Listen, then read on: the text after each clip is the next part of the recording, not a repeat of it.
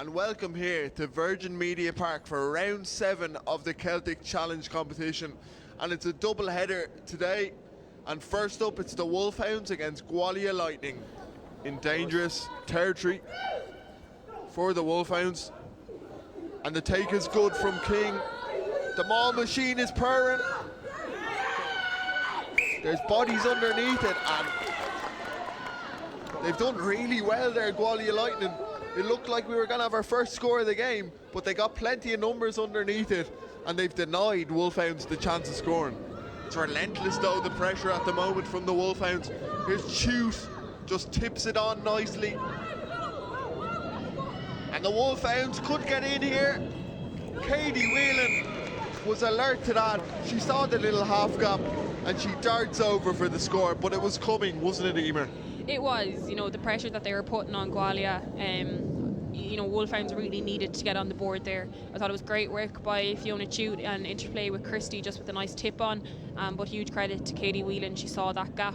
And the experience to just get the reach and get the control to get that try. And Katie Whelan breaks the deadlock here in Virgin Media Park. Here's Hopkins. And Gwalia are on the hunt. Here's Davis. 6 out, go 6, move. Jones uses her forwards. Pers. Pers is close, but not quite there. Jones, Davis again. One more phase maybe. And they swing it to the fullback. And she scores, Jenny Haskett. But the forwards set the platform there, up front Rugby, and then when the time was right, they swung it out wide, and Jenny Haskett gets Gwalia's first try of the game. Yeah, and it shows the variability of the play that this Gwalia Lightning team have. We spoke about it in their win against Edinburgh. They just have the ability to execute those simple catch pass skills and get it out wide when the defence has compressed. And that's exactly what they did there. Dalton, O'Brien, all coming down this left side.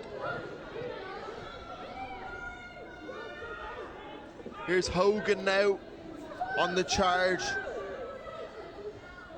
Here's O'Dowd. And O'Dowd still going.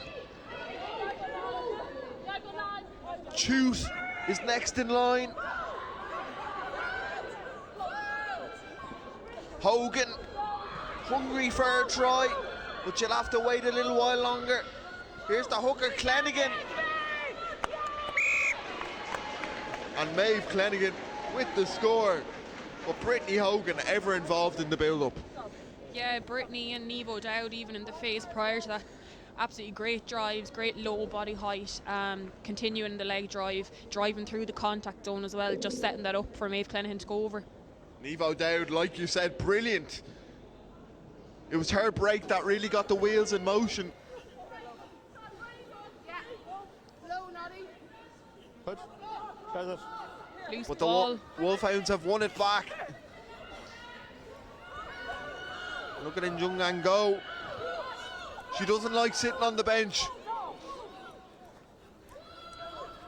Dalton brings in O'Brien. Finds Larne and Katie Corrigan. She's only been on the pitch a matter of minutes, but she scores.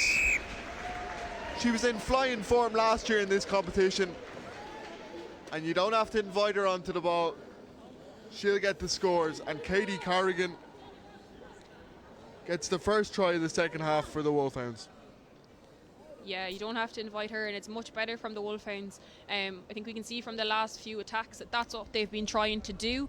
They've identified that Gwalia really are going after that breakdown area. They're sending 2 or 3 bodies in to try poach every time, which leaves that space on the outside. The last attack, we just, unfortunately, Maeve Clennigan, the ball just didn't go to hand.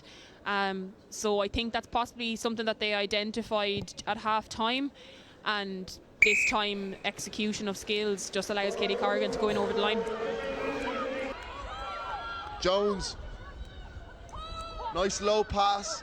Davis. Leave.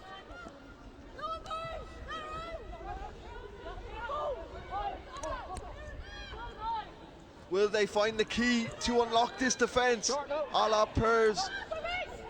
Davis and Macy Davis. If it's going to be anybody, it had to be Macy Davis. She's been everywhere today, the loose head. Yeah, and things are getting interesting now, Emer. She really has, and the pace she's injected onto the ball and the yards she's gained every time she's carried today has just been incredible for a player, you know, of her age. I've no doubt she's one we'll be seeing in the future for sure. Already a Welsh international, Macy Davis. And at 19, she's got plenty more caps ahead of her. Yeah, her work rate today has been exceptional. And just what I've been most impressed with is her dominance in the collision zone.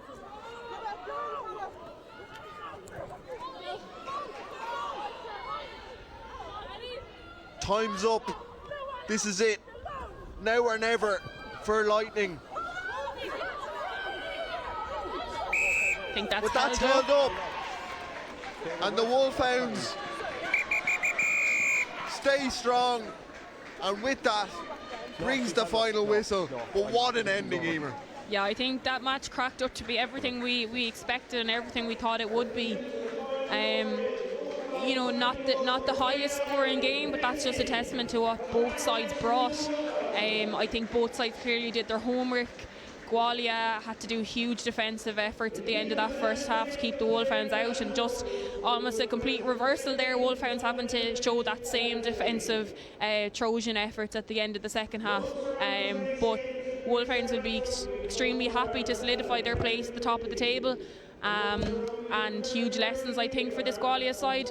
But the energy they brought, the intent they brought, and the energy they brought for the full 80 has hugely impressed me. So I think they don't have a huge lot to be disappointed about their performance, albeit the scoreline.